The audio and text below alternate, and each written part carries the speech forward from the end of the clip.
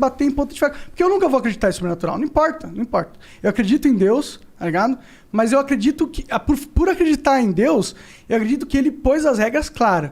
E não vai ser nenhum humano, Jesus ou caralho, que vai nascer e vai quebrar essas regras, tá ligado? Eu não acredito que Jesus era Deus. Não acredito. Não acho que faz sentido.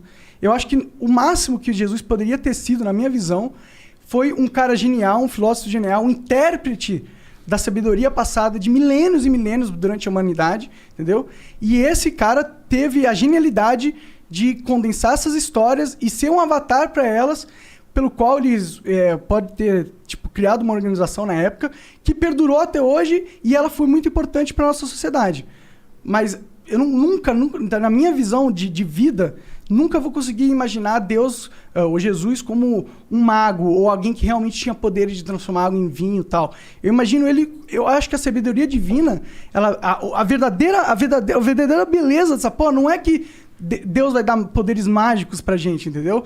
É que se a gente conseguir realmente parar pra pensar o que é Deus de verdade, tipo, e a partir do momento que você meio que identificar o que você acha, agir de acordo, os milagres acontecem, mas não é porque é milagre de verdade, é porque vai parecer milagre, tá ligado? Porque você não vai acreditar. Se você não acredita em Deus, você não vai acreditar que é possível as coisas. E aí você passa a acreditar, milagres começam a acontecer. Eu acho que vem disso. Eu não consigo ter essa interpretação mágica. Caralho, pensei que ele fosse chorar. Por um segundo eu imaginei também, mas... Cara, ainda bem... Nesse ponto, cara, eu fico feliz de não ter tido esses 3 anos sabáticos do Monark, que ele ficou lendo e estudando toda essa porra aí. Porque eu sempre... Se alguém me pergunta, eu falo, cara, eu só não sei. Não sei, cara. Mais fácil, né? Eu não sei, eu não pensei o suficiente sobre isso, cara. Tá Mas ligado? o ponto que o Monark colocou, é isso que eu tenho dificuldade de acreditar, do lado de cá, né? Porque eu tenho um registro histórico. Por que a gente acredita que Jesus existiu, não é? Porque um monte de gente viu e escreveu sobre esse cara. E por que tu foi convencido? Obrigado pela pergunta. Até me ajudar na cadeira aqui, né? E é isso que eu ia entrar justamente nesse sentido. Cara, eu tenho um relato histórico. Imagina, por exemplo, se eu digo assim, galera, tem uma bomba debaixo da mesa aqui.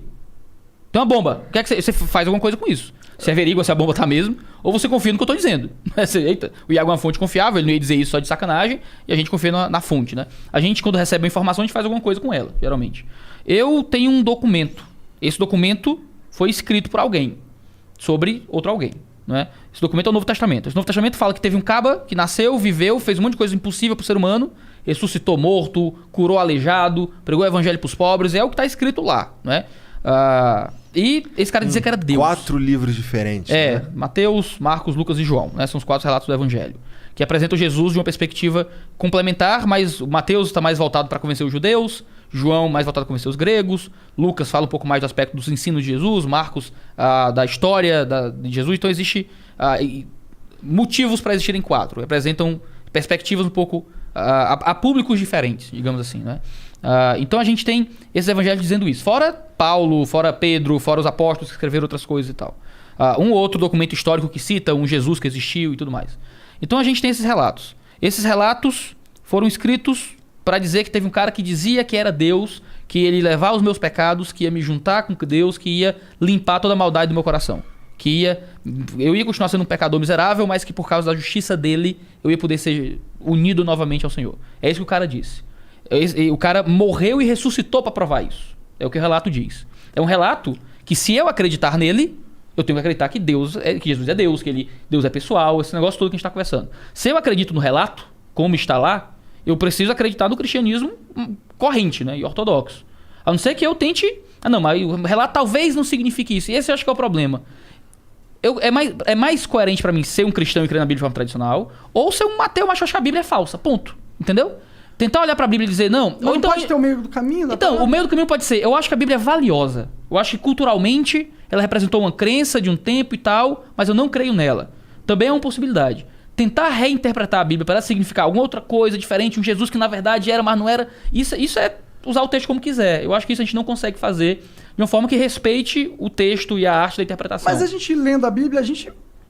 modernamente agora vendo, a gente consegue perceber que tem muita coisa ali que não é literal. Por exemplo, sim, a própria parte do... Não sei, é que eu não conheço muito, não sei, mas a parte do camarão lá. Não coma camarão porque essa é uma abominação e tal. Camarão não é é uma abominação, tá Então, ligado? dentro das leis judaicas alimentares, né, existiam os animais puros e impuros, e muitos vão argumentar que as leis dietéticas dos judeus eram para proteger de certas doenças e tal. E tem, os animais impuros eram animais que mais comumente davam doenças também.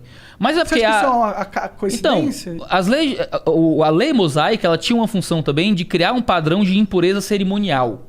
O que era isso? Era para criar rituais de purificação, que eram externos, lavagem de mãos, raspar o pelo, não sei o quê. Mulher menstruada, você não encosta na mulher quando tá menstruada, não pode tocar em cadáver, senão tem que fazer um ritual de purificação. E isso tinha todo um objetivo de apontar para a impureza do homem, para que os judeus entendessem através da ritualística que a gente estava constantemente impuro. Para quê? Para apontar ao homem a ideia de que ele precisava de que alguém o purificasse, que era justamente o Messias que viria, que seria Cristo e tudo mais. Então, o simbolismo disso tudo, e que muda, hoje a gente pode comer camarão tranquilamente no cristianismo, né? Mas havia um momento histórico em que Deus cria um ambiente ritual para transmitir uma expectativa de pureza que havia de vir. Sim,